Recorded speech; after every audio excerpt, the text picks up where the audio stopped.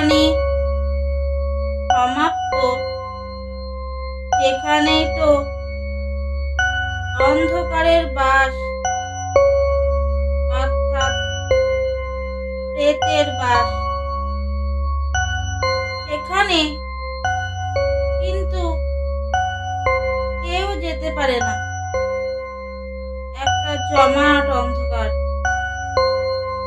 সেই অন্ধকারে ওই মহাপেতটি থাকে।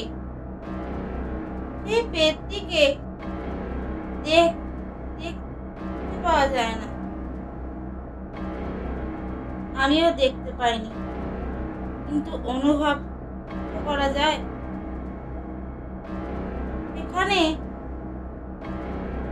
যাওয়ার চেষ্টা করেছি, কিন্তু যেতে পারিনি।